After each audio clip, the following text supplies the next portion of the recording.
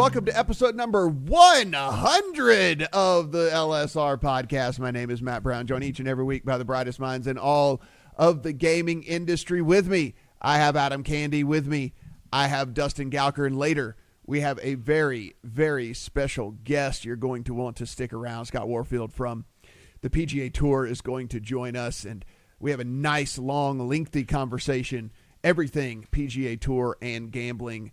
With that, of course, all of the stories that we talk about on this podcast, you can find over at legalsportsreport.com. You should definitely do that. And if you want to follow the guys on Twitter, as you should, it is free.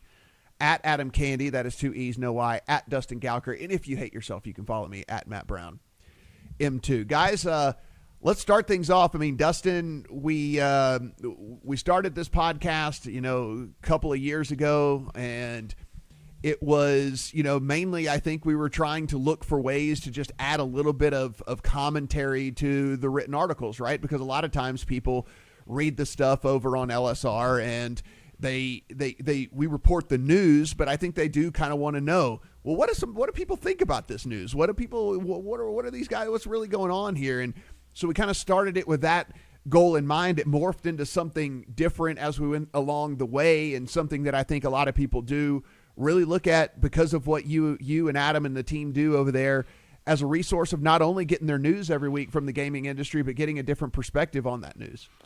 Yeah, and for a lot of people, just getting this little bit of this 45 minutes, hour, whatever we do every week is better than just reading all the stories, right? Because and Adam and his team put out an increasing number of stories. It is hard to keep up with. So I think there's a lot of room for what we do and in providing this. I actually get more feedback, I think, about our podcast than like anything else we do in our network, and it's which is, I think, adapted to what we do, and that I feel like that's a good job. Like we get people from the industry, people from media saying, man, I learned something, and people who do this for a living, and they listen to us and they get something out of it. So that for me is fulfilling. I didn't know what we were going to do with it when we're going. I didn't know we'd make it to 100 episodes, but it's a labor of love in a lot of ways, but it's exciting that we're still doing it. Look, it's for me, from my perspective, each and every week I enjoy coming on here, like I said in our private Slack chat, you could train a monkey for 3 days and he would be able to replace me on this podcast. But I come in and I like to learn for everything that's going on in the industry and really get the inside perspective on all the stuff, because sometimes you don't really get that totally in just the written product and stuff. And Adam, I know it is your background as well. I know you and what you do when you're not doing LSR. I mean, you talk, you like to talk about things, you have opinions on things. And I think that being able to come on here and really, really give everyone your complete thoughts on that is probably good for you as well.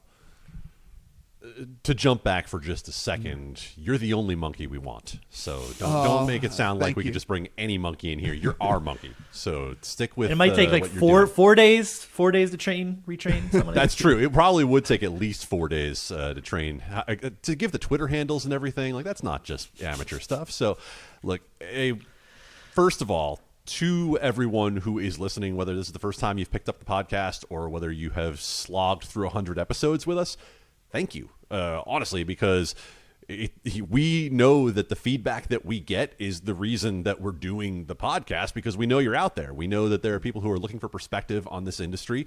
We haven't been around for decades, but we certainly have been watching it for a while. And, whether it's talking about the nuts and bolts of the industry side, whether it's talking about the legislative stuff, whether it's looking into the future of all of this, we do like talking about it. I hope that comes through as well. We actually enjoy doing this quite a bit and having a chance, like you said, Matt, to talk and to give a little more context and to give a little bit more of an opinion. And obviously, Eric and Brett, who were on the podcast on the early side, did a lot of that as well. And I want to shout out, before we keep going, Brad and Matt and Pat over on the LSR team, because without those guys doing the digging each day, then there wouldn't be anything for us to talk about in the first place. So it's a blast. We hope that we're doing it for another 100 episodes and ready to dive into more. Yeah, no, absolutely. And I'm glad that hat tip to Eric and Brett, who were part of the original cast here. Jess Wellman, who has come on as an expert in several things, several different times. Hat tip to her. Any of the guests that we've had on along the way. The awesome Megapod that we did from G2E, it's coming back. RIP G2E, that we did from G2E. That was awesome, having everybody come in and give us 10, 15 minutes of their time, and the biggest movers and shakers in the industry, guys that are really making decisions that alter the way that we're going to look at this stuff in years to come. And that's, we were just talking about that whole product that we saw at G2E with the PGA Tour that we'll talk about a little bit later in the show for the PGA Tour. And I mean, that's like, these are things that when you kind of look back on this, like we've watched all this stuff grow and come to fruition. And like, Dustin, I mean, there's times where you were setting over-unders on states that were going to have legalized sports betting where you were either dead on or completely wrong and all that. I mean, this thing has moved on. I don't think that we could have possibly looked at this and thought that we'd be where we're at right now. Sitting here at episode 100, I mean, we knew other states were going to legalize. We knew there was going to be, other operators come on board. We knew there was going to be some deals that were going to be made. But when we kind of start to reflect on all the stuff that has happened here over the course of just, 100 episodes of doing this podcast, it's really astonishing. Yeah, and we've all been doing this like pre the fall of the federal ban, which obviously was, and the podcast came after that, I think, right? But that's the world that's changed in just that many years, right? We were dealing with DFS, we're dealing with the Supreme Court case, whatever's going on, and then all of a sudden this new world has opened up, and I mean, there's obviously endless amounts of appetite for what we're doing, and which is fulfilling for me. Yeah, I mean, that I've been doing this for long, and Adam's been doing it for 3 years now too. Like I just enjoy. I come on here and I enjoy this hour or however much time we take just to talk about what's going on and to digest everything that's going on. And it's been fun. And making sure we're thanking everyone, Kim and Colton, producers of the podcast, who make these pretty and or sound good for us. And while we're giving shout outs, we can't get through this without Julian from Canada. Julian from Canada obviously gets his super fan Julian out as well. Your T-shirt's on the way, Julian. Your T-shirt's on the way. I was going to say we'll get the T-shirt out to him as well. We are going to report some news here, so let's go ahead and kick things off a little bit with Florida. I mean, this is pretty. We were at one point thinking maybe could be one of the very last states to get things going with all the complications that we assumed were going to arise with trying to get something done. And guys, Florida. Yeah. I had someone from the investment space ask me a question last week and say, so was this a little earlier than you expected in Florida? I said, let me correct you. This is earlier than I ever expected because I never expected it to happen. I thought Florida would be one of those states that never got to mobile. And here we are sitting here. Of course, we didn't have a pod last week to talk over some of this stuff, but Florida at least has a lot of the framework in place for statewide mobile sports betting. Now, there are a lot of steps left that have to be cleared here. It still has to go through the state legislature. It still has a rubber stamp to come from the federal government. And there are potential legal challenges out there because of some things that are in IGRA, the Indian Gaming Regulatory Act, that really do better than in commercial law define where a bet technically is placed. All of that said, congratulations if you're in Florida, because you are a lot closer to legal sports betting than we ever thought you would be. Governor Ron DeSantis and the Seminole Tribe came to an agreement as part of a new 30-year gaming compact that will allow the Seminole to control sports betting in the state. There'll be some allowances for parimutuel in there as well. We don't know the details about how everything will operate quite yet, but this was part of a much larger agreement with the governor and the state that's going to allow for more table games at the casinos for Hard Rock in particular in Hollywood, Florida. So the fact that we're here having this discussion right now as we look back on 100 episodes and unlikely stories that we would be discussing, this has to be a top 5 unlikely story that I thought we would be talking about, because Florida felt so intractable with the tribal situation, with the legal situation, and yet here we are.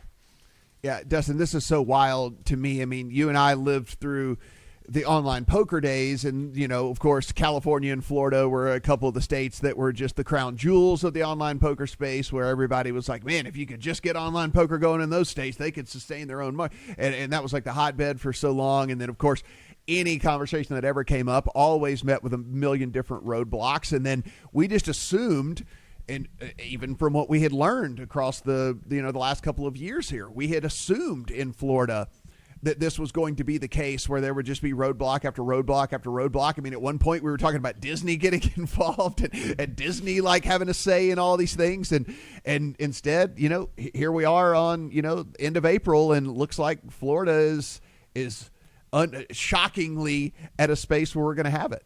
Yeah, I mean, again, caution like Adam did that there's a lot to happen still in Florida. Special session, legislation, legal challenges. There's a lot.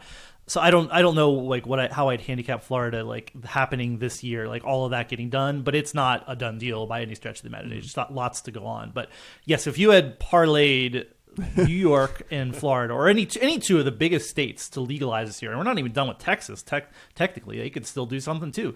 Like if you had told me that Florida and New York would be this close, like New York has already legalized, laws in the books. Florida this close to legalizing sports betting, I would have just said you're out of your mind. This is not going to happen. Like Florida is so wild that this has happened. It was I don't know which of the four biggest states were the least likely to happen. If California probably it would have been my number one, but Florida is number two. It's close, like just because of the way everything. I mean, the Seminoles hadn't been paying the state money because of the dispute there, and that's like it seemed like, oh, this is just going to go on the perpetuity. And somehow they took all of these complicated issues and got to a place where the Seminole tribe and the state were happy. And again, all the racing, the parimutuels that are involved in Florida, this is a giant mess to have untangled. It happened basically behind closed doors, and things happen quickly. So, at least I think I famously have said last year that like what San Diego would fall off into the ocean before California legalized it last year. That one came true. I don't think I ever said like Florida would be underwater from a hurricane before they got sports betting, thankfully, but we're that close, and that's a crazy thing to contemplate, because if you would have told me before the year that Florida was going to this close to legalizing sports betting, it's just amazing to me. Adam, listen, long way to go, as you guys said. I mean, it's not a done deal, long way to go here, but let's just let's put on our rose-colored glasses here and assume that there will be sports betting in Florida. I mean, and especially with a mobile aspect to it. I mean, this instantly skyrockets them into the largest potential market, and in a very short time probably will be the largest market that we're actually talking about here on this podcast, until a state that we'll talk about here in just a second. Yeah, and I know you're referencing New York, and of course, New York, when we talk about that market opportunity, we don't know entirely what the New York market opportunity looks like for multiple reasons. First of all, we still haven't figured out how many brands there are going to be, how many actual apps on your phone there will be. And of course, there's the New Jersey market to factor in, which has had a years-long head start, which some people might decide to stay in New Jersey. So that splits it up a little bit. There are none of those challenges there for Florida. There are infinite amount of pro and college sports teams to gather people's interests. There is wealth all throughout the state. I mean, the majority of the state is not bordered by anything, so it's not like people have been driving to go get their fix in a state that's legalized or anything like that. Like, the majority of the state doesn't even have anything next to it. So, I mean, like you said, the challenges that New York actually has, none of that is there for Florida. None of it at all. And when you look at what's about to happen here, assuming things go well, then you say there is a model in Florida for other states that have major tribal concerns to be able to get to sports betting, right? I mean, obviously the Seminole and Hard Rock are huge brands, and it maybe isn't perfectly analogous to other states.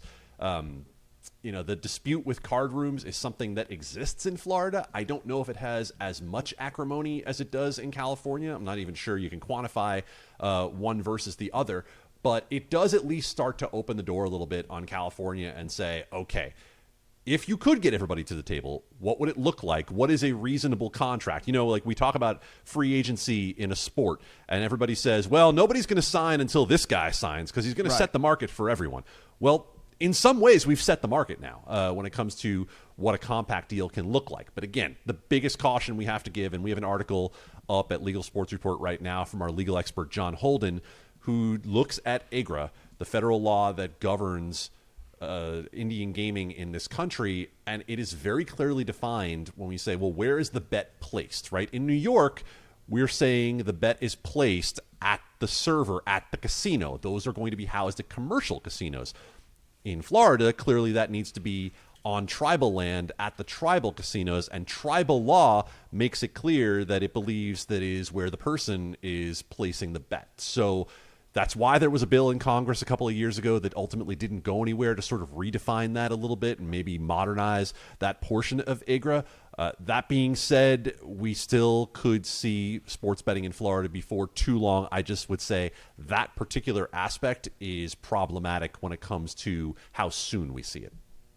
Yeah, and I'm really glad that you brought up the point that, I mean, this should be fresh. I mean, yes, the people who have been betting offshore, it's not going to be fresh to them. I totally get that. But, I mean, this should be fresh for the vast majority of the state of Florida. I mean, there's a little bit of traffic. I've talked to the guys down in Biloxi at a couple of those sports books down there, and they get a little bit of, it's not that far from the panhandle of Florida over to Biloxi. So, like, for the bigger events, the March Madnesses, the Super Bowls and stuff like that, they get a little bit of traffic coming over from the panhandle of Florida. But of course, that doesn't include all of the most populous cities. You know, I mean, obviously Tampa and Orlando and Miami and Jacksonville, they're all over on the other side of the state. And so, I mean, for the vast majority of those people, this would be brand new. This would be, Dustin, for operators, for everybody. I mean, this is just a huge acquisition. I mean, I can't even put into words the acquisition opportunity for the people of Florida.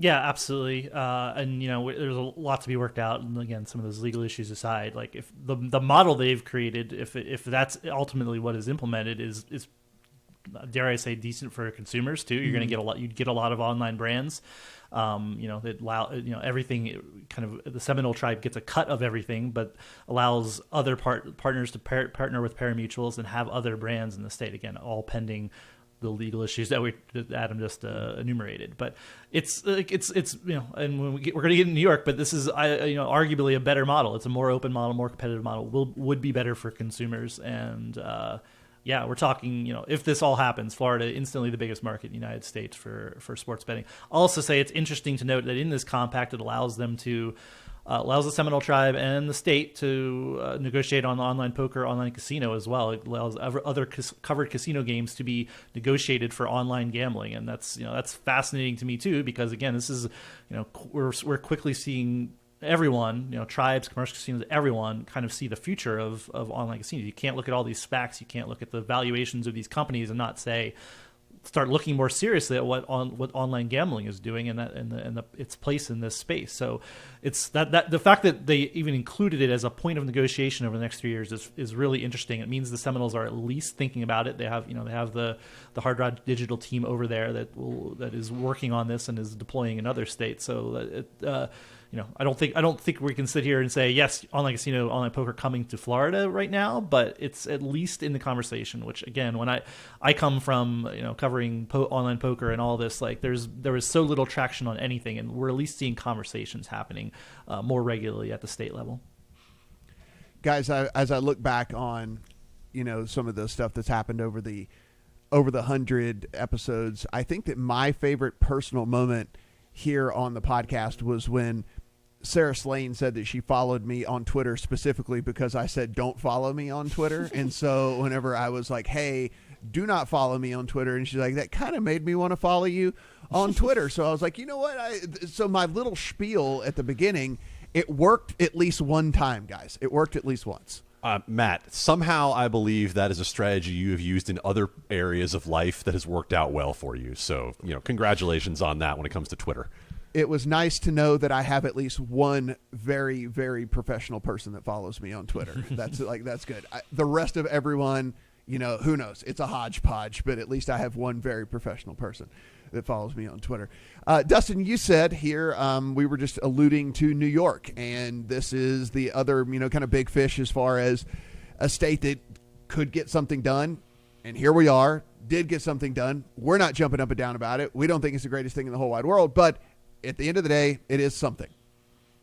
Yeah, New York. I mean, we're going to cover anything that's even granularly incremental in New York. So what happened in New York? The State Gaming Commission already started put out a request for questions about the game, about the sports betting law and how it's going to be implemented, and they gave something like 90 answers to questions that came from operators, the general public, whoever. And there was a lot in there of varying interest, but the key part of this is exactly how the industry is going to roll out. And it seemed to be fairly clear, at least to me, and Adam can disagree, that the platform provider that we've been talking about is indeed what we know a platform provider to be the way that bets are taken. And it's not, a lot of people were telling me, oh, this is just going to be people are going to get licensed and they can sub-license and it's no big deal. But it's very clear that that betting is, that the people who are going to get licensed are platforms. And that then you can be on a platform as a different skin or as a brand and run through that platform. This is very different than anywhere else, really, that sports betting happens in the United States. It doesn't happen like this. Other than there's like here in Oregon or other places, lottery. There's a lottery platform, and then some again here in Oregon, SB Tech, owned by DraftKings, is the platform, and then they run a brand on top of that. They could operate other brands if they wanted to. That's kind of what it looks like New York is doing based on these questions and answers from the State Gaming Commission. Now, we even saw somebody from Candee come out and say that it's still opaque or it's still not totally clear that this is, even after all these answers, exactly how all this works. And yes, I'd say yes. I mean, these are still relatively short answers to exactly how it happens. But this is part of the problem in New York, is that we have this confusing way that sports betting doesn't operate anywhere else. New York, for some reason, has decided to reinvent the wheel and do it entirely differently. And then we have this mess. And that's I at least one person in the industry messaged me privately calling this a swear word and a mess, an effing mess. That's what New York has. It is a mess. There are ways for that mess to be rectified in regulation and how it rolls out. But it looks like a mess. That's what as soon as we saw the legislation that was put out, we knew it was going to be like this. Now, it doesn't mean that New York can't succeed. It doesn't mean the state can't make revenue. It doesn't mean there's not going to be sports betting in New York. But there are still definite problems with this policy and how it's going to roll out.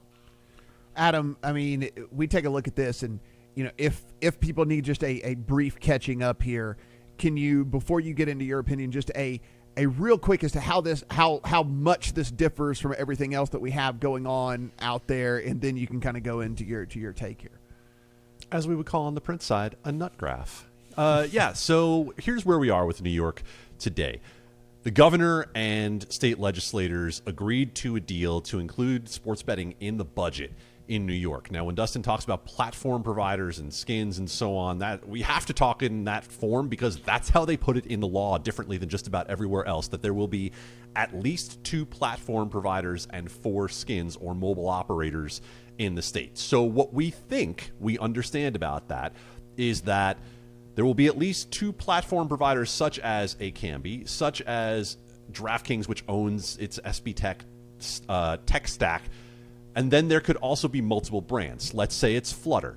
Flutter could decide that it wants to get into the market and deploy both FanDuel and Fox Bet. That's something that has been speculated by multiple people.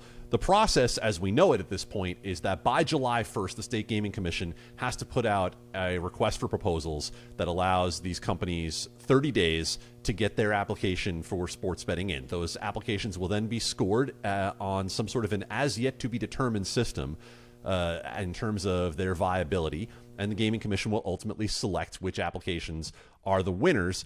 And they have, I believe it's 150 days to make that decision in terms of how long they get to select. Now, all of that being said, they said they are going to try to expedite and do it faster than that. That's where we are today, because we know that there's a $25 million license application fee. We know that the tax rate or the revenue share is going to be at least 50% that operators have to give back to the state of New York. It probably will be higher than that because these companies have to bid against each other. And so if some company goes out there and bids 60% because they just want in or they want to block somebody else, then what happens is every application has to meet the highest number that is put in. So if the commission selects somebody at, I'm going to make up a ridiculous number and say 75%, then in order to get a license, everyone would have to agree to give the state 75% of their revenue, which of course we might call an unsustainable business model, which is why people are not necessarily excited and calling this an effing mess. But that's the short version of where we are right now. I'm very glad that the State Gaming Commission put out this document, because I think in 2021 terms, we've gone from shrug emoji to guy with the little eyeglass emoji looking at things closer. Like, we at least have some answers that we can work with here. Look, this thing's going to be some level of confusing mess all the way along. Why they chose to do it this way? Look, Cuomo decided he wanted things his way. The legislators who've been pushing this for years and years and years sort of threw their hands up and said, you know what? You want something? Here's something. You got something. We'll work with something later. And that's essentially what we're going to have here. We're going to have a model that gets put into place. Who knows? Could be here 2 years, could be here 3 years, could be here forever. I would venture to say that we might take a look at this once again down the road, once Andrew Cuomo is no longer the governor of New York and there's potentially some more opportunity to negotiate, because we know from this process there wasn't much opportunity to negotiate. The bill we got was sort of like, I don't know if you guys ever watched on Conan O'Brien when they used to say if these two people mated and had a baby together and they mashed up two pictures and put them together and it was like eyebrows down where the mouth was supposed to be and that sort of thing. That's the bill we ended up with in New York. That's exactly what we have. So in order to get a prettier face, we're probably going to have to wait a few years and go back. Dustin, the main thing that I got from that little spiel right there from Adam was that on episode 200, you're going to wear a monocle for the episode. Since you do wear glasses, we're going to get you a monocle, and you're going to wear a monocle for episode number 200. I need you to verbally agree to this right now. We're going to pretend you're on an exit row on a plane, and like you have no choice but to say yes. It's like, do you agree that you're going to help people if this plane's going down? And you're like, yeah. I mean, what are you going to say? No. I mean, of course you're going to say yes. I will agree. You won't remember this in 100 episodes. I will remember this in 100 episodes. I can promise you that I'll do that. One thing I will definitely remember, and it will not even take 100 episodes, I'm going to remember this for the rest of my life, was our conversation that we had just a little bit ago. We had Scott Warfield on from the PGA Tour. He's the vice president of gaming over there. We were able to get a lot of time with Scott, asked some really good questions, and a really candid interview, which he let us know, kind of the plans, not only what's going on short term here for the PGA Tour, but where they're at long term as well. And, their view, of course, something very important to us on responsible gaming as well. Here is Scott from the PGA Tour.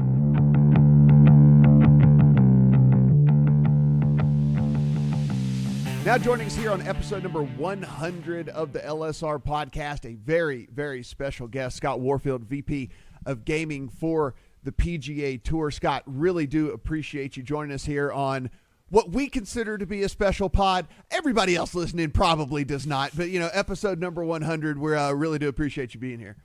Thanks. You guys called this, what is this, the Wilt Chamberlain episode, or what you got a special name for number 100? Yeah, what do we go with, Adam? It's the Mega Pie. I don't know what we're going with. What are we doing here? You know what? I have no problem calling it the Wilt episode, so long as we can get you, Matt, to hold up the little 100 sign like Wilt did. I'll edits. That's what we're doing after all right. This is all said and done. Scott, I want to kick things off here. I mean, you've now been in this role here fairly recently, the VP of Gaming over at the PGA Tour. What kind of went about this role getting created for you, getting this role and the PGA Tour getting so incredibly involved on the gaming side of things? Yeah, I mean, it probably dates back to 17 and then obviously into 18 when PASPA was struck down. I obviously wasn't around for the creation of that on the tour side, but, I moved over from NASCAR where I was in a very similar role. That was brand new as of, again, 2 or 3 years ago when the Supreme Court struck down PASPA. So, I think the leagues have, started to think about how this needs to be staffed, and they had Tour has a lot of folks thinking about this space on a day-to-day basis, a lot of leadership, how to do it the right way. But I think ultimately they were looking for someone to come in and wake up every single day thinking about it from sun up to sundown.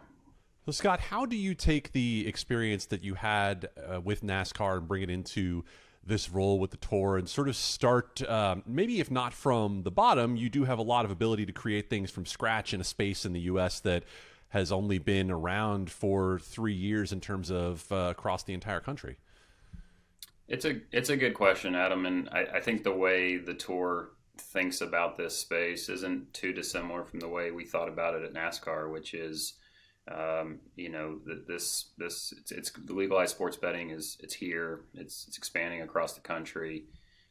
It's an engagement opportunity first and foremost. Is thinking about what the current fan currently engages with. How do you increase that? How do you get a core fan to watch another 30 or 45 minutes or another 4 or 5 events throughout the year? And on top of that, how do you use this activity, legalized sports betting, to be more relevant to a younger and more diverse audience? I mean, I think everyone looks at the audience, looks at the current media landscape, of the fragmentation that's happening and what can or cannot be relevant to a 25-year-old non-fan, right? Who may not have 5 hours for a football game or 4 hours for a NASCAR race or golf match, but may have 90 minutes on their phone over the final 6 holes of a tournament. So the fact that they looked through that lens was really intriguing when I'm thinking about kind of the move over, because it was a very similar way we thought about the business over at NASCAR. Can you tell us what you've learned in this role about golf fans? You have almost a focus group here, so you can come back to us because we are golf fans, we are gamblers, we love this intersection. What have you learned about what the consumer wants and how that intersects with what the PGA Tour wants? Yeah, it's a fantastic question, because we have tried to do as much fan research as humanly possible, but also understand that it is one very important input, but it's not the only one, right? So we have a fan council that we try and pepper a lot with, and in anything we're doing in this space, because we're trying to be very cognizant of not forcing this content down the throat of people that aren't looking for it. And I say that honestly, because it's I think that's vital. I think in pockets, in other more mature markets, that might have been a misstep. I think they would raise their hand in some other territories around the globe and say we should have been a little more intentional about where this content ended up. So the only reason I bring that up is that this isn't going to be for everyone, and there are core fans of this sport, core fans of every sport, that love it for the purity of the game and don't need an additional reason to love it. So when you do things like add odds to our league website, do the BetCast program that we did in partnership with NBC and PointsBet, where there was a second screen experience behind a paywall on Peacock, the reaction is a mixed bag, right? There are fans that say, hey, not for me, don't need it. Mm-hmm. And that's important. We need to listen to that. We need to take their feedback and incorporate it every single way we can, because they're the most important stakeholder. With that said, we also need to do research on a casual or a non-fan. And did you think non-fan that the BetCast was interesting? Would it be a reason for you to watch? Because that's going to be an important input as well. So we don't have it all yet, Dustin, and we probably need to invest even more on that side of it, because everything we're going to do is going to be steeped in the research of how do our fans feel, how do our sponsors feel, how do our broadcast partners feel, and then ultimately what's right for the brand, and moving at the appropriate pace for a global company like the PGA Tour is going to be vital. Scott, you mentioned 25-year-old fans, and we've all heard the knock on golf. It's slow. It takes a long time. People are, especially the younger generation, wants things to be happening just like this or whatever.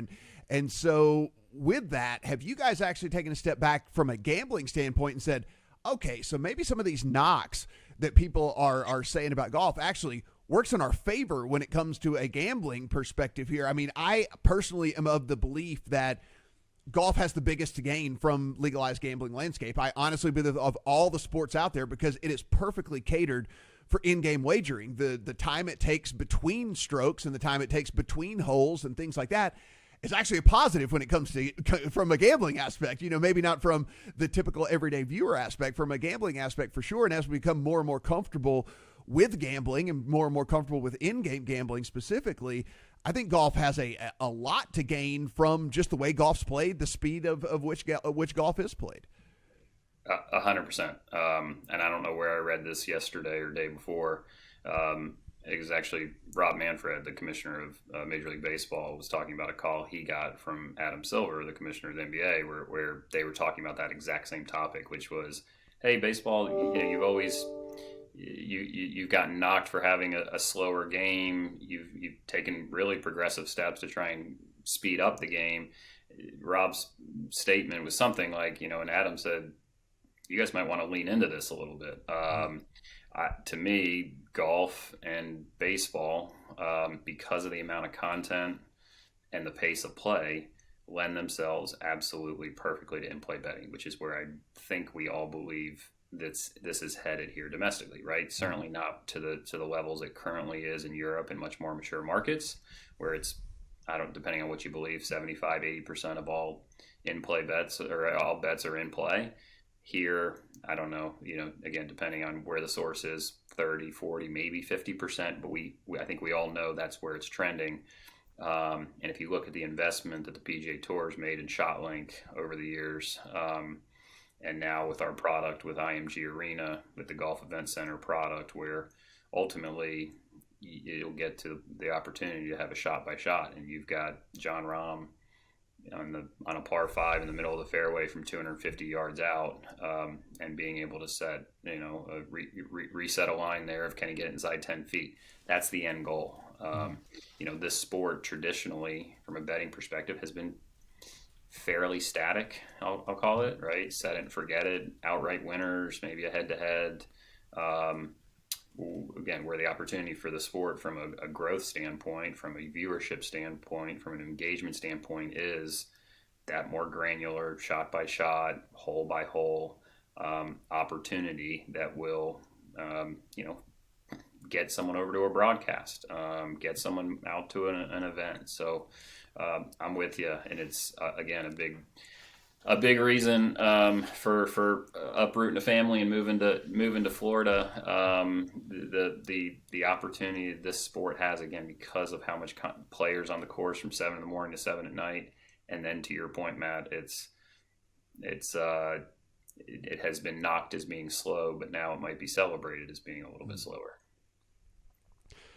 Scott, we on our podcast at times have had questions about the nature of official league data and having it codified in law across the country. But the one thing that we have been pretty, had consensus on here is that if anyone has a claim to having true proprietary data, to having data that nobody else could just watch a game on TV and figure out, it is the PGA Tour. It is ShotLink. It is the fact that it would be very difficult for anyone to replicate the data product that the PGA Tour has put time into building. Can you maybe expand a little bit on how you do leverage that, not only for fans, but for the business opportunity? Yeah, it's exactly right. And it's, again, you think about the similarities in my old world and my new one. Really, really hard to squat, or whatever the term is you want to use, at a NASCAR race with cars going, 200 miles an hour, inches apart, and replicate that data product, right? Golf, for a different reason, but very similar in that would be really hard with how many golf balls are in the air at the same time for 12 hours, 4 days a week. It puts you in a position where, again, as in play progresses, that it almost becomes a necessity, right? To set appropriate lines, to the integrity component of where it's coming from. I mean, it's been an investment. I'm going out to Quail next week. I'm still here in Charlotte before we move, and with a home a home event here next week, going to go out and spend time with our shot team, because that's the bread and butter of what's happening here, and having a world-class partner like IMG Arena that's developed this very unique, one-of-a-kind product. We think it's going to be a game changer longer term. You talked about that IMG Arena product, and I know you started working with BetMGM. Like that, I demoed this product 2 years ago. I think it's amazing. If I had that product in my pocket, I would be engaging with golf and betting a lot more. When can an American maybe see this in action in a U.S. regulated state? Yeah, I mean, look, you guys know this probably better than anyone. The difference between getting it sold in and distributed is a completely different story than getting it integrated into the operator's platform or a Candee and SB Tech, et cetera. So 19 was a build out year. 20 we don't need to talk about. We can just watch it off the calendar. And now 21, they're back on kind of the selling. So like you said, MGM later this year, already, Bet365, they have a lot more that I probably can't get into, at least from a paper standpoint, and then the integration. So easier way to say it, Dustin, I think by the fall you'll start to see a little broader distribution of that. But it's a process, and with how fast this space is growing, how much these operators have on their plates with new states coming on, right? Every time a new state opens, it feels like it has impacts across the entire ecosystem, not just who's going where, but where priorities lie internally. So the good news is, like you, Dustin, I think everyone that sees it says, holy crap, that's amazing, and that's a game changer. Now it's just being patient and leaning on as many stakeholders in this space to say, let's give this a shot, right? It's new, it's different. I think the American consumer has been used to money line and totals, over under and spreads, and those aren't going away, and those are interesting bet types. But with a product like the IMG Arena product, it's going to change the game. It's going to take a little time. Scott, I think that golf is in a fantastic spot right now from a player standpoint as well. I mean, so many young, awesome players. I mean, it's not like in the past where, and listen, through the heyday, I absolutely love golf still as well, but you knew pretty much every time Tiger teed it up, it was kind of going to be Tiger and maybe one other person, and that was about it that was going at it. And there's literally a couple dozen guys now every time you tee it up where they could take home a championship. And I mean, it is just such a great talent pool. What do you think that these players might play in the growth as well from a gaming side? Do you see them having a role at all? I mean, do you see them being guys that may be in commercials or have sponsorship, deals on the side and things like that? Do you think that maybe is how this, not immediately, but do you think that's where this kind of ends up down the line? I think you're starting to see a lot of the operators, activating against all sorts of stakeholders and the players included. So, Bryson and DraftKings, mm-hmm. right, where that logo's on the side of his cap. I think there's going to be opportunities, as this grows and as golf in particular grows in this space, for tournaments, for the players, for our OMPs, to activate as they see fit, right, and as it fits their individual brand. Because the gambling aspect has always been a part of golf. Like, you go out and play with your buddies and you're doing all that. It's just never been in the forefront. And I guess like now we're seeing it just a little bit more in the forefront. It's kind of not in the shadows at the country club with you and your buddies. It's a little bit more out in the open. It is. And that's why, we're spending, there is a commercial opportunity here, and I don't want to downplay it because it's important, right, for all stakeholders. But we spend, even more time thinking about, as I have a fly in my face, even more time, excuse me, talking about the integrity of the game and our partnership with Genius Sports, who's our integrity partner, the responsible gaming initiatives that we're trying to, invest in with the American Gaming Association and the National Center for Problem Gambling. Like those are things that are near and dear to my heart, and to our leadership, because it's, you want to do this the right way. And so those two pillars, we start every update, every meeting with a stakeholder with, here's what we're doing from an integrity standpoint. Here's what we're doing from a responsible gaming standpoint. Here are things we're considering in terms of, changes around tournaments, that to make sure that we're protecting, as best as we can. The elephant in the room is that, sports betting's this isn't new, right? It's just been happening illegally. You guys probably have your own numbers of how large that illegal market is. It's been here. We're just engaging with it in a different way. I'm curious, as you mentioned certain things that you might be able to do around tournaments week to week and so on. Is there anything you can explain to us, and maybe we're trying to explain it to people day to day as to, look, here's what's going on that is intended not only with the PGA Tour, but with every major sport to safeguard the integrity of the contests, not just from the perspective of us, talking about legalized gambling, but to be able to make sure that the contest for everybody watching on TV, whether they have a gambling interest or not, is being protected as they hear more about legal sports betting.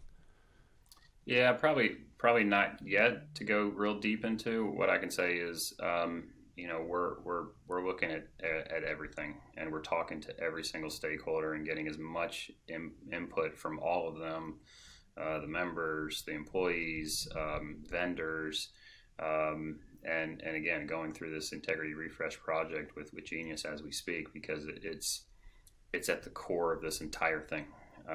It's not a talking point. It is the cornerstone of what we're trying to do here. It allows us to then, leverage this opportunity for growth of the game. But we all do, all of the leagues, all the teams, all the stakeholders, have to spend as much time as possible talking about the integrity of all of this. And just to follow up on something that Matt and I have talked about separately, when it comes to integration into the broadcast, and you referenced it earlier, and the fact that some other markets maybe would look back on how hard it's been pushed and say, hey, okay, we would pull back a little bit. Matt and I have also discussed that some of what we've seen, not necessarily with the tour, but I was referencing with hockey broadcasts and so on, where it felt like the commentators weren't really even comfortable with the content that they were putting out there. What has the education piece been like in terms of working with the broadcast partners who might not have as much experience in terms of working with odds and the legal sports betting market? Yeah, we don't go a week without talking about it, to be honest with you, because it's everyone's in the test mode right now, and that's how I would explain what we did at Waste Management this year with the BetCast. Right, that was by the way, successful, but that was a test. 2.5 hours every day for 4 days, and if I'm being honest, I went in, not to say worried, but I was wondering whether that was going to hold for 2.5 hours, whether the interest would be there, right? And how do you sustain this conversation? It goes back a little bit to Matt's question, though, about how nicely this sport sets up for that, right? Where there are natural breaks, and you can pull out and say, hey, he just hit one in the sand on the green side bunker, and you have time to talk about that, as opposed to some sports where it is so back and forth, and you feel like it might be forced, or it's crowbarred in to get that. So we're trying to test. We're trying to do it at the appropriate pace, and we're trying to do it with our broadcast partners, like we did with NBC, and obviously they have a great relationship with PointsBet. So we're all sort of learning together on that content piece. and we're trying to do it again at an appropriate pace for our brand. And we know there'll be pressures to do more from all sorts of corners, and we likely will pursue those, down the road. We're just going to do it at a pace that is appropriate for our partners and for our fans, and go from there. I have two for you. First one, Bryce and DeChambeau deal with the DraftKings. I know that's not the PGA Tour's deal per se, but happens with that blessing. What have you seen? And I guess dovetails a little bit with your discussion on integrity. Yes, DraftKings is a DFS brand, but it's also a sportsbook. What's been the reaction of fans with him and that partnership, if anything, if you've seen? We haven't seen. We've been monitoring it. Not a ton of feedback on it as of yet. I think they've been, that they love that relationship. Obviously, a transcendent star that breaks them even beyond just the world of golf. And again, to me, that's when you start to see, all the stakeholders, finding new revenue streams. I think that shows the positive trend line that this sport is on from a engagement standpoint. And the growth of the game. We talked a little bit about young stars. We probably didn't mention yet how many rounds of golf were played last year, and what the role COVID had in getting people back on the golf course and clubs in their hands, and what the tail of that means for a company or a sport like the PGA Tour. It's significant. So the feedback, I think has been, mostly we've gotten through DraftKings, and they've liked the relationship. And my other one was we're getting a sports book at a golf course, which I think is awesome. Part of Arizona law. DraftKings deal with TPC Scottsdale. What is the over-under on number of sports books we'll see at golf courses over the next 20 years? Or is that the only one? I don't know, Dustin, and that's the truth. What I'll say is that was a unique situation, right, where the legislation was written in a particular way. The course being a good fit, that tournament and what it represents being a perfect fit, and what the Thunderbirds have built over the years. It's not going to be, just like we say sports betting isn't going to be for everyone, and the content's not going to be for everyone, and we want to be selective about where we put it and who we put it in front of. Same thing with sports books at tournaments, right? I think there's going to be certain markets and certain events where it's an absolute no-brainer, and then there's going to be others where you say it doesn't seem like the right brand fit. So we'll take it on a case by case and see how it develops. But it is exciting in Arizona with DraftKings. I mean, I think they're going to make that, their West Coast home. It's going to be a really interesting model for us. So the line is 1.5. We'll set it at 1.5 for now, and we'll see how it goes from there. Scott, before we let you go, I do want to ask you, and I'm not going to ask you to think way out here, because let's talk about something that maybe is actually attainable here. What is your goal as you sit here and kind of putting your feet to the fire here? But where do you want to be 3 years from now, like 36 months from now? Where do you kind of want to be with everything that's going on here, with your role in the PGA Tour, and what you think that the tour should be doing, and where it's heading, and what will be kind of like the perfect scenario for you kind of like 3 years from now? I'll twist it a little bit, and I'll say 5 years from now, if you're all right with that. I would like to see that golf is a top 4 or 5 bet on sport in the United States.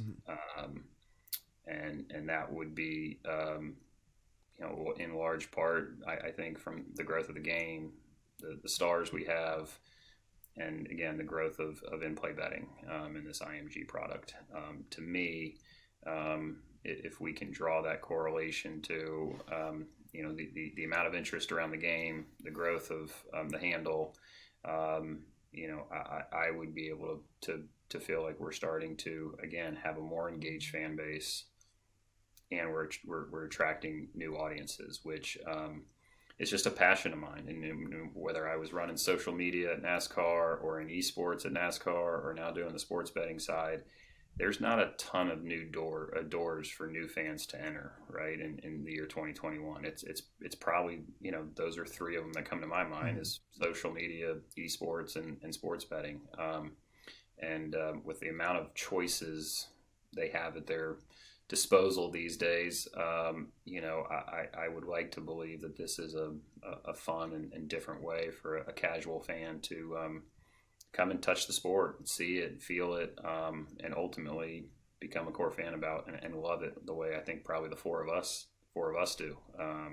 The barrier to entry to some of these sports, right, and getting out to an event or sitting down and committing to an entire broadcast sometimes can be high to certain people. This may be a new way in, and so when you say, what does this look like 5 years from now, I sort of take off the sports betting hat and I just say, hey, we've got a game that's continuing to grow and ratings are up and new people are experimenting with the sport. That to me is the win. He is Scott Warfield, VP of Gaming over at the PGA Tour. Scott, really, really do appreciate you giving us as much time as you had. Dustin was not just blowing smoke. We are all huge golf fans here. I'm a huge golf bettor as well, so I am very, very, very excited about everything we talked about here and looking forward to growing this, with you guys, because this is just something that is, again, I'm super excited about personally. I think that the sport itself lends so great for everything that we have kind of going on in this industry. So looking forward to touching base with you here as many times as you want to come on the pod. I appreciate you having me, and I want to get you guys down to Sawgrass. We'll do a little 2-on-2 game of hammer at the stadium course. You don't want anything to do with me. I can promise you that. You want these other guys. You don't want me. It's going to be bad news, my friend. I can tell you that. I'll meet you at the bar afterwards, though. We can have a good time there. Fair enough. Thanks, Scott. Appreciate it, buddy. Thanks, gents.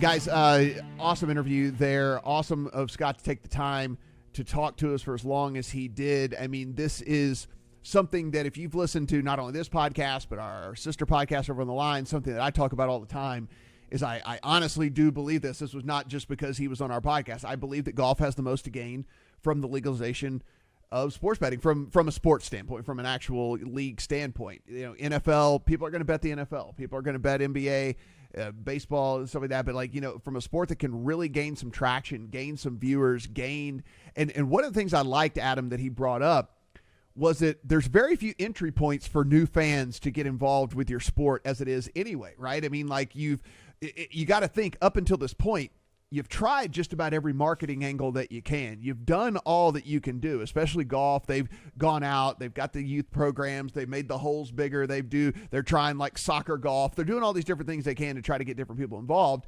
But that's been happening for the last decade.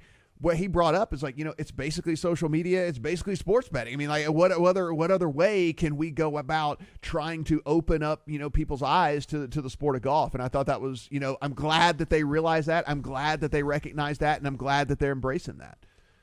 Golf as a sport probably has the highest barriers to entry other than hockey. Because, you look at the cost of being able to play around, the cost of equipment, realistically the cost of lessons if you want to not completely suck at the game. It really is not an easy sport to find ways into, but it also offers the highest reward, in my opinion, for those who can, because the one thing that golf offers that is different than every other sport is that you can go play on the same field and play the same game that the pros are. You can go out to Torrey Pines and you can play Torrey Pines, and it might not be set up exactly the same way as it is for a U.S. Open, but the results will definitely be different. The results will be significantly different, but you cannot wander down to Yankee Stadium and say, hey guys, we're thinking about playing a little 5-on-5 stickball down here. You mind if we jump on? Yeah, sure, go for it. It's just 300. Oh, sure, come on down. So once you actually cross that barrier, I think there are good ways to keep people involved in the game. But as a broadcast sport, and we all know this, and Scott mentioned it, committing to 4 or 5 hours of a PGA Tour broadcast is not something most people are going to do. It's not something we do on a regular basis. So the idea of fragmentation and being able to get people into the game in different ways, in a 60-minute or a 90-minute chunk, to be able to do it on their phone with that IMG product that we've all seen, I think those are definitely opportunities that golf has that really nobody else does. And Dustin, one of the things he brought up, of course, and was adamant about was how they were going to be sure that there was not only integrity of the game, but also, the player protections as well. This is my, I think I do this probably twice a year, but I'll go on the spiel now because it's perfectly suited to what he was talking about. Listen, as far as game integrity goes from a PGA standpoint and from all sports perspectives at this point, the money has gotten so lucrative, and we're talking at a pro level. If you want to argue with me about the collegiate level and all that stuff like that, we can have a different discussion. We're talking about at the professional level. The money has gotten so lucrative that the fixing of games or anything like that, it just doesn't make any sense anymore, right? Like the only person that could really do anything that could really throw a game in the NFL is the quarterback, and the average quarterback salary is $20 million. Like there's no way in the world they're throwing games. There's no financial upside to that whatsoever. Same deal. It's got to be the superstar of a basketball team. He's making $30 million a year. It goes down to, and it goes on down the line. PGA Tour is even different because you're not guaranteed any money. You actually have to do well in order to make a living. You actually have to do well in order to make the money that you're doing. And again, we're talking about the top of these tournaments, and it's $1 million prize pools week after week after week to the first place guy. You're making $600,000-$700,000 if you finish in second, et cetera, et cetera, et cetera, all the way down. And so, one, you can't get down enough money anyway to bet enough to offset where you would be bribing a golfer or anything like that, because you just can't get that much money down. Like you wouldn't be able to pay off a golfer. You wouldn't be able to get down the type of money and all that. So again, just it's a topic that keeps getting brought up. I understand why it keeps getting brought up. I want to say there is a caveat for collegiate sports and different things like that. I'm not talking about that, but sports at a professional level, the thought that we're still talking every now and then about, fixing and match fixing and shaving and things like that it's way different than it was 50, 60 years ago when these guys weren't making much money at all. Yeah. And we're not even, you didn't even mention sponsor money on top of that. Yeah. You'd be losing that. Like there's a couple caveats that it's an individual sport. So but you're right. You can't, if you're betting on whether they're going to make a cut or not, I guess. But I guess that's about it, right? Yeah, that's about it. But past that, it's like you're paid on your achievement, Like yeah, but you can't. Right. You're right. It's like and there's other ways to fix matches than just bribing people, right? There's blackmail, there's other things, but the impetus to do that, to get enough money down, and again, you can't get that much money down on a single golf thing. It's just so hard to wrap your mind around the fact that you could actually manipulate a golf. Now, maybe on the lower levels, again, you're not going to get much money down on the little tours either. Right. So it's again, I don't want to totally dismiss integrity concerns, but you're right. I don't. I just want to say that and I'm glad that they recognize it. I'm glad he said they start every single meeting with that and reviewing all that. I just want to say, like, the concern was real present, 30, 40 years ago, but where we have gotten now from you're right. I didn't even mention sponsorship dollars and different things like that. Like where we've gotten from a sponsorship aspect, from a prize money aspect, or a salary aspect, if we're talking about the salaried sports and things like that, the concern has dwindled a lot. And that doesn't mean that it's not a concern, but it is certainly far lower than it was, 30, 40 years ago. Totally. And agree. there are two. And go ahead, Adam. No, just to add a couple of quick things, and then Dustin, go for it.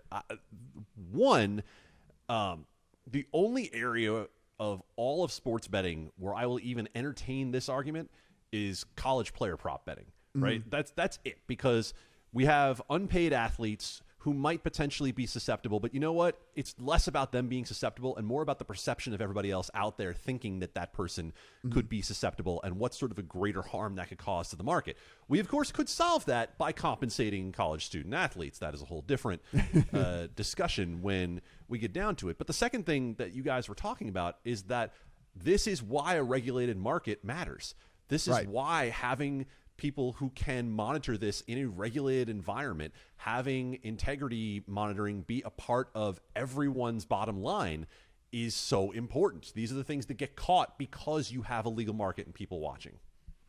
Yeah, and you should. Yeah, and we were just we saw this discussion in Illinois just yesterday, right? About what should be taken bets on and what's not, right? Not we've talked on this podcast at length about things that we shouldn't bet on, probably elections being one of those. But if it's being if it's on a sport and it's being offered offshore, all you're doing is sending that action offshore, like. And yes, then you have zero visibility into what's betting, or it's happening at a local bookie. Like, so when you try to bring this on, then bring into the regulated market, into the light, then you have more insight into that, and that's what that's what we've learned from the rest of the world in the regulated market is that part is good for integrity. And my last footnote on all this, and we talked about the IMG Arena product. I'm telling you, like. If you get this, your mind will be blown. You will be.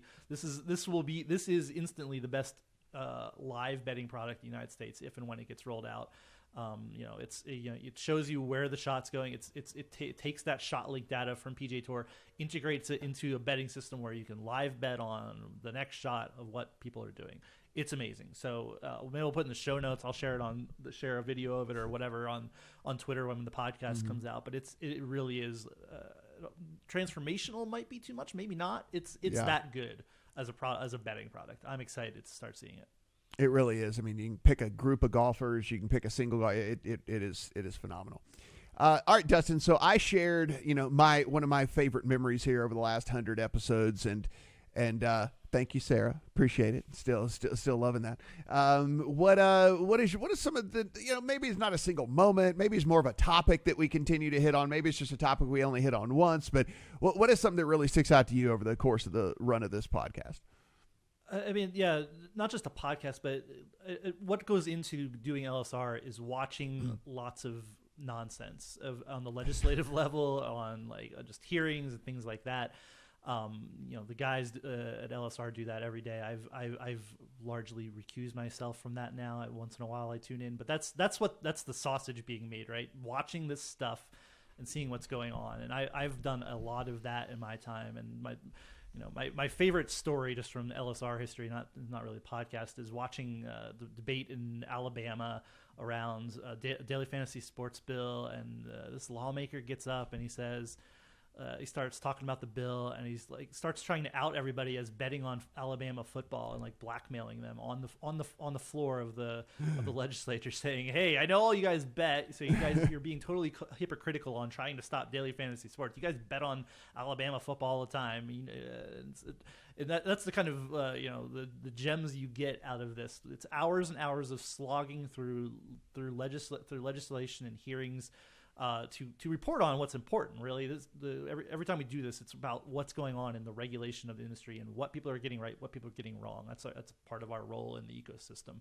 But that little nugget makes that one little nugget that I remember. I'm watching this, I'm like, holy crap! What is he's like literally trying to blackmail people in real time on a live stream. That's maybe the wildest thing that I've saw. I mean, obviously I got to go to the Supreme Court, watch oral arguments. That was it was so cool to get that validation, to be actually get a press pass to go into the Supreme Court and do that when in what has been the transformational moment for sports betting.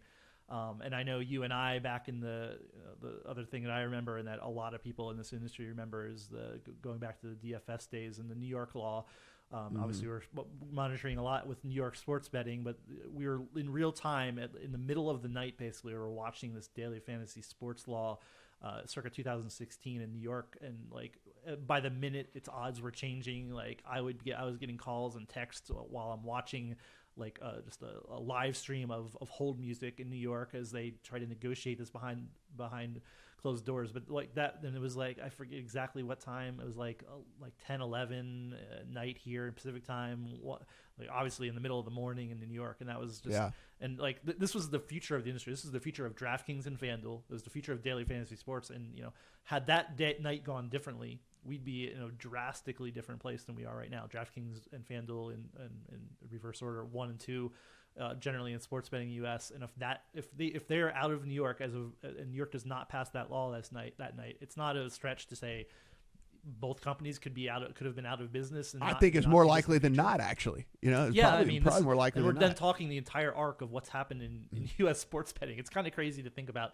So those are, again, maybe not podcast related, but that's just my if I'm giving, it's my platform to do whatever I want. Those are my favorite moments over about 6 years of doing this. Adam, is that going to be the new tagline for LSR? We hate watch hearings and slog through bills so you don't have to. Is that basically the new tagline for LSR? I don't know that really fits on a business card or anything, but we certainly could try it out and road test it with the people and see what they think. Guys, I think back on I officially joined Legal Sports Report as a full-time employee in April of 2018, which if you know this industry well, that was about a month before the PASPA decision. And there are two things that stand out to me. One was when I was first talking to Chris Grove, one of the founders of Legal Sports Report, and saying to him, well, what happens if the Supreme Court doesn't legalize sports betting? He's like, oh no, you'll still have a job. But if they do, you'll have a much bigger job. And I thought, okay. Now, I did not realize at all. I had zero idea the size and scale of what this job and what this industry would become over the course of just 3 years, right? If you look at the pace we're on right now in terms of states legalizing, we might actually be even slightly ahead of the pace that even the most aggressive projections said, that 3/4 of the country could have legal sports betting within 5 years. And we kind of looked at it and said, well, that would be pretty aggressive. Well, look where we are right now. We're going to end this year with 3/5 of U.S. states having some form of legal sports betting and roughly half of those having mobile sports betting. So it has gone at a breakneck pace and shows absolutely no signs of slowing down as we see New York and Florida come into the fold. And so I recall very clearly waking up about a month after joining LSR. I was still asleep, and my significant other kind of stirred me because she heard the story on NPR, and I thought, okay, this is clearly a big deal if it's made its way to NPR. And she's like, hey, the decision's in. They ruled in favor. And I was like, what? So New Jersey can do it? She's like, no, everybody can do it.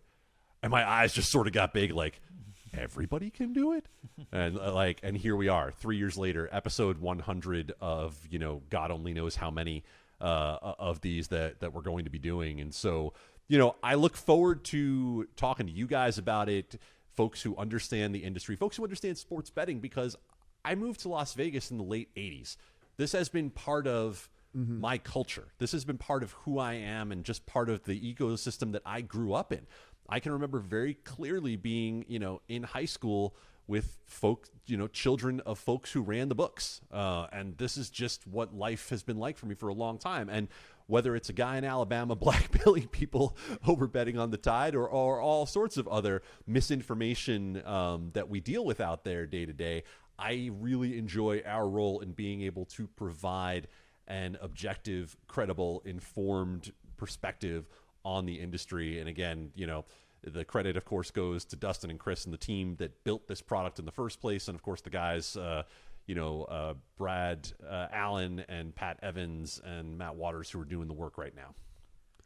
Yeah, I think the other thing for me, and it's not a specific moment, but just the people who have reached out who talk about how they listen every week. It's one of the things they look forward to every week, how it helps them kind of with their jobs. That's the other thing. I've had people who are actually decision makers, people who are heads of companies, people who are, that have reached out and said hey, look, it helps me through the week, really does combine and condense everything that I need to know anyway into a short amount of time and be able to kind of really soak that in. And then also taking in y'all's opinions and perspectives on things also gives me a different look on that story or that spin, and has me, at least whether they agree with us or not, right, at least it gives people something to think about as they move forward with these stories and how they form their opinions on the different things. And that's one of the things I think is most fulfilling for me through all this, is just to know that if we are kind of opening people's eyes to things now.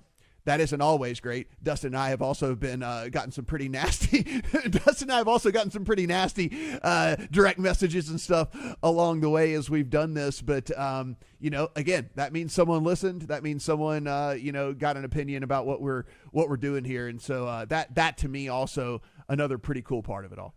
Just to make one thing clear for those who keep up with the day-to-day in the Twitterverse, and if you do, my God, I hope you cleanse your eyes at the end of the day. But I would like it to be known that I and Matt and Distin Gouker did invite one of the stars of Twitter onto this podcast today. Did not hear back. So I just want to make clear, no one's sitting up in an ivory tower firing shots without offering the opportunity to have a conversation. And so we haven't heard back yet.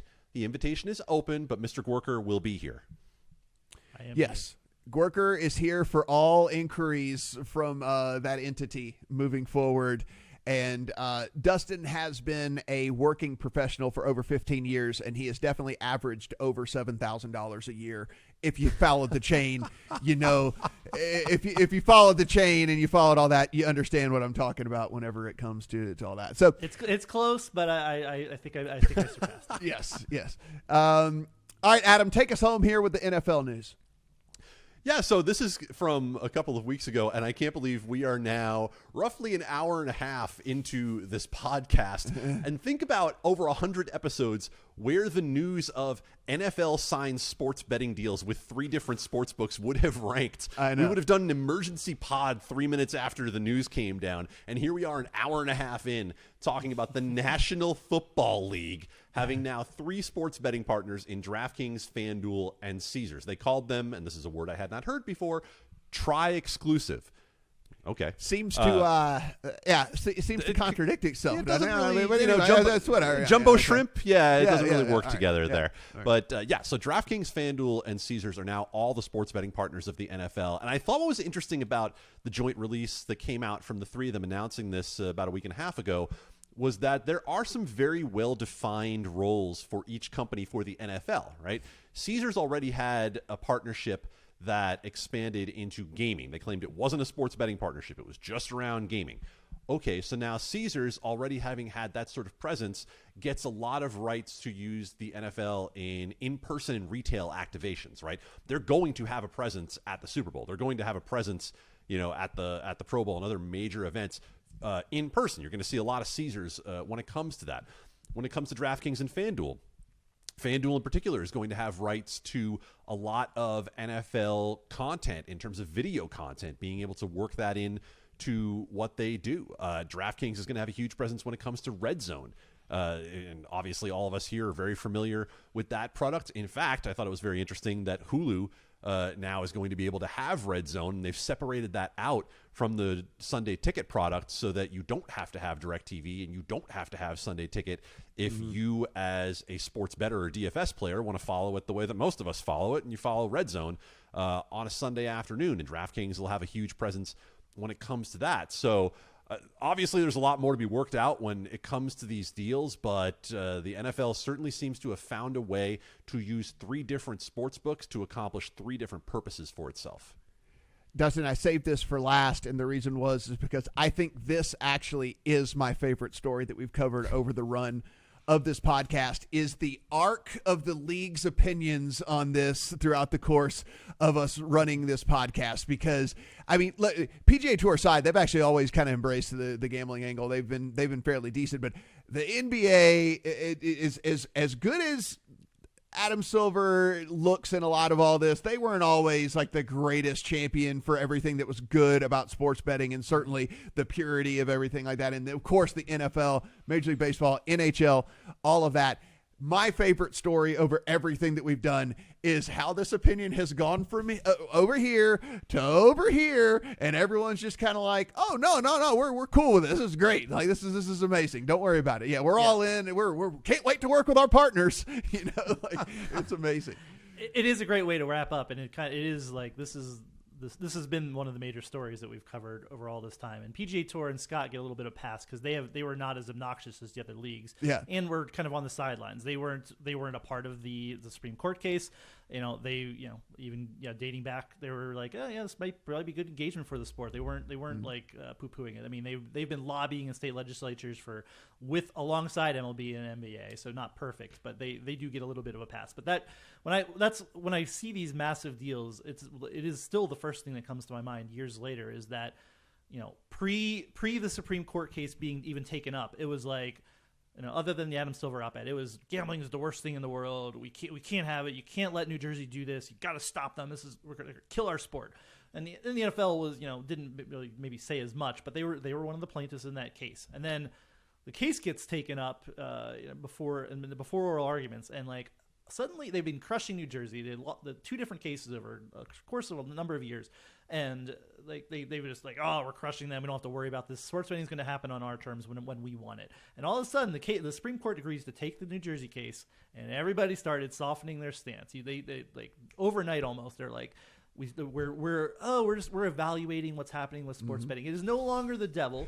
Then the actual Supreme Court decision comes out, and everybody's like, we're like, this is okay. Things are going to be all right. And then quickly, 3 years in the NFL is for this to happen in 3 years for the NFL is light speed, right? To see the NFL move that quickly to having sports betting deals for the partners, that's absolutely crazy because. And maybe Roger Goodell is not as bad as some of the past commissioners, but this was put out there as very harmful to the sport. You can't have sports betting, and then all of a sudden, sports betting is great as soon as you can make money from it. That's they made 9 figures apparently off of these deals, and that's a lot. That's a lot of money even for the NFL to sign 3 contracts to say we get all this money. So I hope we never stop talking about the hypocrisy of the leagues. We probably will someday, but this is the leagues fought tooth and nail to stop sports betting from happening. We don't owe them any thanks for it happening. When it happened, they suddenly saw a way to profit, and great, that's what they exist for. But they were so hypocritical because sports betting was bad until it wasn't until it was a monetary stream for them. So. I mean, this is the same league. I'll be railing against them until I'm dead, I think. But. This is the same league. Adam, you were living here. Dustin, you and I were in the industry that shut down a fantasy sports convention in Las Vegas because it's in Las Vegas and because Tony Romo was involved. It was happening at a casino and all this, and they shut this thing down. And here we are now with 3 try-exclusive, again, whatever that means, try-exclusive sports betting partners. I mean, it really is. It's hilarious. Well, like I said, I've lived in Las Vegas for the better part of 3 decades, and I can remember the local sports radio guys in Roger Goodell's annual Super Bowl press conference 15 years ago saying, so why is it that Las Vegas as a city can't advertise during the Super Bowl? We're willing to pay for the ads. We just want to advertise Las Vegas as a destination. Right. And they wouldn't even take ads for the destination. They would not take an ad that says, come watch Siegfried and Roy and have a steak. Like, that was too far for the NFL back in the day. And yet here we are with a team in Las Vegas, with a NFL draft coming to Las Vegas, with the Super Bowl likely coming to Las Vegas. We've thrown the doors open now because the NFL is so interested in being in bed with the gambling aspects of this industry. It's amazing. It really is. And people are free to change their minds. I get it. But like Dustin mentioned, it was a changing of the minds as soon as the dollar signs changed. Let's be for real. This wasn't a changing of philosophy. This was just a changing of bank account monies into bank accounts and things like that. So my favorite story over the course of the 100 episodes for sure. And guys, whether you are a regular listener, if you drop in every now and then, we do appreciate each and every one of you for stopping by. It's been a blast here. We're going to continue to do this as long as you'll have us. And, if we can bring just a little bit of ease into your work because we combine all the news and give you a little bit of a respite from having to follow this on a day-to-day basis. We know it can be changing at a rapid rate. Then we're doing our job here for sure. And again, I learn as much as you guys do from Dustin, from Adam, from the guests that we have on, from the team over there at LSR. So I'm as big a fan of the podcast really as any of you guys are. So really all of the accolades and everything go to the talent here, go to the guys who are the experts and take the time to watch the hearings, read the bills, write the stories and stuff like that. So tip of the cap to all of you, Adam, Dustin, your team, everybody out there.